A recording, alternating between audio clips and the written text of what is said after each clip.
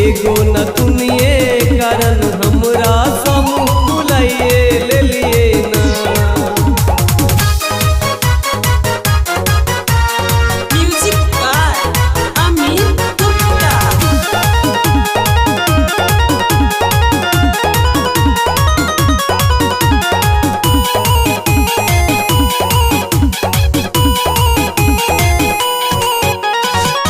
लाली ओठ लाली लन रूसू है ये सजनी, बात बूझू है ये सजनी।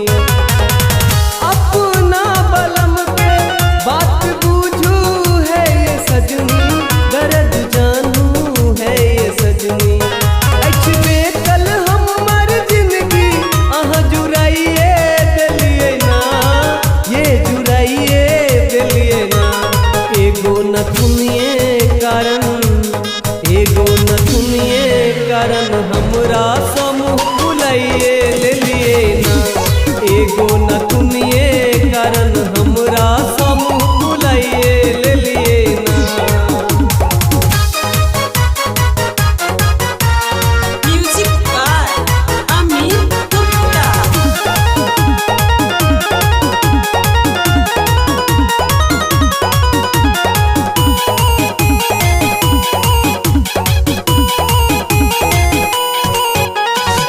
छोड़ू अहाँ नखरा है ये हमरा न सताबू, अहाँ लग कने आबू। मिलतै करारा प्यार हमरा पर लुटाबू, कनी सीना सँ सटाबू। लव वाला खेला यहाँ खेलाइए दिलिए ना, ये खेलाइए दिलिए ना। एगो नथुनिए कारण, एगो नथुनिए कारण हमरा समूह बुलाइए ले लिए ना। एगो नथुनिए कारण